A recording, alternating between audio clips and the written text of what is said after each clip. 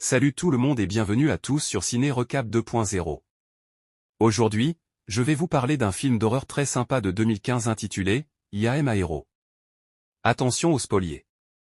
Si c'est votre première fois, abonnez-vous et bon visionnage. Hideo Suzuki, un assistant mangaka dessine avec ses collègues au bureau tout en écoutant les infos. Un journaliste raconte comment un chien a mordu une femme de 45 ans, qui s'est mise à dire des choses incohérentes après l'incident. Un collègue fait remarquer que les infos deviennent bizarres, il se moque de Suzuki et de d'autres artistes. Mais Suzuki répond que le manga est le sommet de la culture japonaise, et qu'être mangaka est un grand honneur. Il motive les autres employés et tout le monde crie « Rien ne vaut les mangas ». La nuit tombée, Suzuki rentre chez lui. Dans son appartement, il regarde la télévision avec sa petite amie Teiko, qui est à la fois passive et agressive. En quête d'inspiration pour son prochain manga, il sort un fusil de l'armoire et observe son reflet dans le miroir. Le matin, tout le monde dans la salle de rédaction est malade et tout. Suzuki montre des dessins de son nouveau manga, parle d'un mec macho avec un fusil qui défend sa petite amie. L'éditeur n'aime pas la BD, disant que le personnage principal est trop banal. Il demande à Suzuki de faire plus d'efforts pour l'avenir. Puis un autre mangaka, Sensei, se moque de Suzuki. Plus tard à la maison, Suzuki se dispute avec Teiko. Elle veut vendre le fusil pour qu'ils puissent payer leur loyer.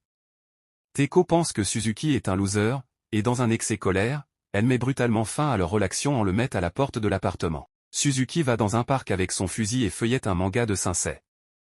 À proximité, un sans-abri était assis et tremble sans qu'on sache pourquoi. Mais Suzuki n'y prête aucune attention. Le lendemain matin, Suzuki est de retour au bureau. Les infos font état d'une maladie inconnue qui a déjà tué 4 personnes. La collègue de Suzuki transpire et ne se sent pas bien.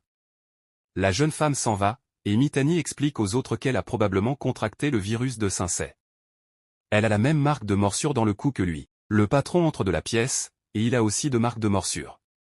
Les employés sont confus, et ne remarquent pas que les yeux du patron s'assombrissent. Tard, tout le monde est endormi dans le bureau, lorsque le téléphone Suzuki se met à sonner. C'est Teiko, elle s'excuse pour ce qui s'est passé le jour d'avant, et veut se réconcilier. Pendant qu'il est au téléphone, des hélicoptères survolent la ville, mais Suzuki est trop préoccupé par la conversation de Teiko pour le voir.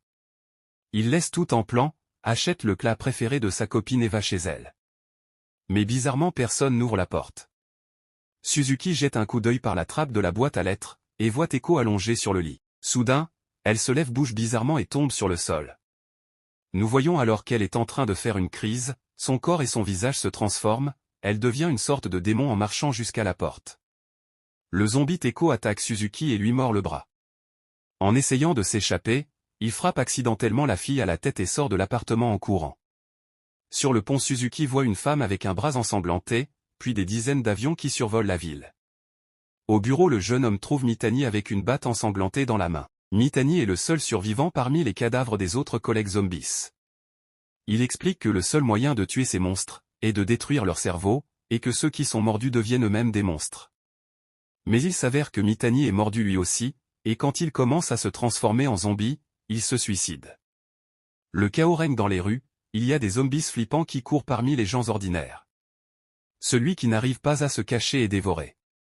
Des bâtiments de la ville sont en feu. Il y a des accidents partout et dans cette pagaille, Suzuki aperçoit un chauffeur de taxi qui dort dans sa voiture, ignorant tout l'apocalypse zombie. Avant même qu'il puisse monter dans le taxi, une jeune fille Hiromi court vers la voiture. Elle aussi veut se mettre à l'abri dans la voiture, mais les zombies s'attaquent. Suzuki s'imagine sortir un fusil et le pointeur sur les monstres, mais en réalité, il se tient debout et tire avec ses doigts. Un autre homme en costume montre dans la voiture et le groupe s'en va avec le conducteur. Le groupe essaie de sortir de la ville, personne n'a d'explication à ce qui se passe. La télé ne cesse de diffuser des informations sur les attaques de masse, et cela sur toutes les chaînes. L'homme en costume est au téléphone, lorsqu'il raccroche il commence à se plaindre des pauvres, et on découvre soudain qu'il y a une morsure au bras. Ses vaisseaux sanguins deviennent noirs, il se transforme en zombie et mord directement le conducteur. Il se plaint même de la mauvaise qualité de la viande de pauvre. Merde, ce mec reste malpoli même en étant un zombie. Le conducteur ouvre la porte du taxi et Suzuki parvient à pousser le zombie dehors. Tout le monde pousse un soupir de soulagement quand soudain, les veines du chauffeur de taxi deviennent noires à son tour. Oh misère! Ils accélèrent et roulent comme un fou. Hiromi se glisse sur le siège arrière juste à temps, car le conducteur devient déjà agressif. La voiture roule à toute allure, percute une autre voiture et se retourne. Lorsqu'Hiromi et Suzuki se réveillaient et sortent du taxi, ils voient que la route est bloquée par un carambolage. Il n'y a plus personne dans les parages. Alors ils s'assoient sur le trottoir et cherchent une explication sur Internet. Ils apprennent que le virus appelé ZQN transforme non seulement le corps, mais aussi la personnalité de la personne affectée. Une théorie est avancée selon laquelle, que le virus pourrait mourir si on escalade le mont Fuji. La nuit tombe, le jeune homme et les jeunes filles trouvent une maison abandonnée où ils pourraient dormir. Ils mangent, parlent du fusil et ils écoutent de la musique. Hiromi révèle qu'elle se sent en sécurité avec Suzuki. En se réveillant le matin, il remarque une morsure sur le côté Hiromi, et sort son fusil pour se défendre. La jeune fille expliquait qu'elle a été mordue par l'enfant d'un voisin 2 jours plus tôt. Donc elle est probablement infectée et Suzuki est en droit de la tuer. Mais l'homme refusait et admit avoir été mordu lui-même. Ils jurent de la protéger jusqu'à ce qu'ils atteignent le mont Fuji. Ils commencent donc leur terrible voyage et traversent la forêt. Soudain, Hiromi commence à se transformer en zombie. Suzuki s'enfuir, mais dans la forêt, il se fait attaquer par d'autres zombies. Soudain sorti de nulle part, Hiromi réapparaît tue le zombies, mais ne fait aucun mal à Suzuki. Elle l'aide à se relever et ils continuent donc leurs voyages ensemble. La semi-zombie Hiromi ne parle pas, et ne représente aucune menace pour Suzuki. Quelques jours passent, et ils s'approchent d'une zone commerciale près du mont Fuji. Dans un des magasins, un zombie se précipite sur Suzuki. Hiromi est endormi et ne peut rien faire. Mais une autre femme masquée, Sugumi Oda apparaît et tue le zombie avec une hache. D'autres hommes masqués arrivent, alors on apprend bientôt que toutes les personnes non infectées ont établi une zone sécurisée sur le toit du centre commercial. Suzuki est invité à se joindre le groupe. Il emmène Hiromi avec lui sans que personne ne sache qu'elle est à moitié zombie. La zone sécurisée est bien approvisionnée, ils ont donc de tout. De la nourriture, des tentes, mais aussi des livres et des montres Rolex. Sugumi s'intéresse au fusil de Suzuki, mais il lui dit qu'il n'est qu'un manga ordinaire. Sugumi a clairement de la sympathie pour lui. Plus tard, Suzuki observe les zombies lever la main. Sugumi lui explique que les zombies font maintenant ce qu'ils faisaient dans le passé, et que chaque zombie est différent des autres. Suzuki retrouve ensuite les autres survivants lors d'une réunion. Il prévoit pénétrer dans l'entrepôt souterrain du centre commercial pour pendre de la nourriture. Mais ils ont besoin du fusil de Suzuki pour y arriver. Celui-ci refuse de leur laisser, mais le chef des survivants Lura menace de tuer Hiromi s'il résiste. Pendant ce temps, plusieurs survivants tentent d'attraper Hiromi, et Sugumi veut les en empêcher. Suzuki se doute de quelque chose, quitte la réunion à la hâte, et découvre Hiromi captive. Il menace de tirer sur Lura avec le fusil s'il ne laisse pas partir la fille. Soudain, Hiromi se dégage des gars qui l'entourent et il devient évident pour tous le monde qu'elle est infectée. Comme la fille s'est pas complètement transformée, ses yeux ne sont pas noirs mais de couleur arc-en-ciel. Lura tire sur Hiromi dans la tête, ses hommes profitent pour prendre le fusil de Suzuki, et le passent à tabac. Suzuki retrouve plus tard Sugumi devant la tente d'Hiromi. Elle lui explique que la fille n'est pas comme les autres zombies, car elle a le cœur qui bat. Suzuki est attristé de ne pas avoir réussi à tirer sur Lura, et d'avoir perdu son fusil. Il pense qu'il est un lâche et un loser. Mais Sugumi lui dit qu'il est juste quelqu'un de bien. Bientôt Suzuki et le reste du groupe d'hommes vont à l'entrepôt. Quelques personnes tapent sur des casseroles, pour attirer l'attention des zombies vers le toit. Tandis que les autres se dirigent vers la réserve de nourriture souterraine.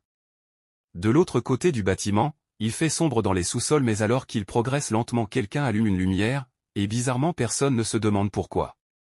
Ils trouvent immédiatement la réserve, mais ignorent que quelqu'un les observe à travers les caméras de sécurité. Pendant que les hommes récupèrent la nourriture, le mystérieux observateur allume la musique dans les haut-parleurs. Bientôt un homme se fait attaquer par un zombie. L'agresseur et la victime sont tous les deux abattus. Très vite le parking est rempli de zombies. À cause du mauvais tactique et de l'égoïsme de certains survivants, la plupart d'entre eux meurent dans le parking. C'est en fait Lura, le chef qui a mis la musique en marche, il le fait volontairement pour attirer les zombies. Il a son propre plan insidieux, il veut s'emparer d'une des voitures en état de marche du parking. Pardonnez-moi, mais ce mec est un salopard. Au milieu du chaos Suzuki se cache dans un casier, pendant ce temps-là le zombie qui s'est sauté très haut se rapproche et se prépare à faire un grand saut. On va le nommer le zombie athlétique. Il saute aussi au qu'il peut, et atterrit juste sur une tente de la zone sécurisée. Ça c'est pas bon du tout, le zombie dévore immédiatement l'une des femmes, et s'attaque à une autre en lui écrasant la tête à main nue. Laura entre alors un code permettant à d'autres zombies de s'infiltrer dans le bâtiment. Suzuki se cache toujours lorsqu'il entend à la radio qu'un zombie a tué presque tout le monde sur le toit. Tsugumi qui est aussi là-haut est morte de peur. Elle se cache avec Hiromi et demande désespérément de l'aide sur le talkie-walkie.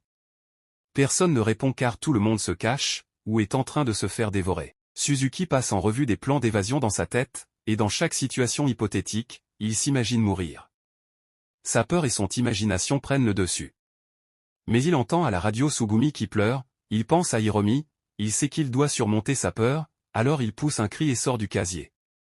Il est immédiatement attaqué par un zombie qui le mord au bras mais heureusement, il a une douzaine de Rolex sur son bras, ce qui le sauve de la morsure. On comprend maintenant l'utilité d'avoir ces montres.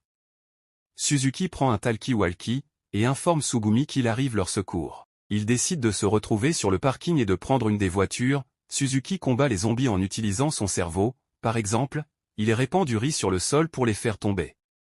Tsugumi court vers le parking avec Hiromi sur son dos.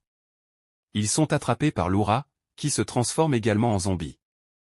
Je pense qu'il le mérite bien, Suzuki sauve les filles, il retrouve son fusil et fait sauter la cervelle de Laura. Pendant ce temps, les survivants se font encercler par les zombies et personne ne sait quoi faire. Soudain Hiromi parle pour la première fois, depuis longtemps elle a dit à Suzuki qu'elle se sent bien avec lui. Inspiré par ses paroles, il tire sur les zombies.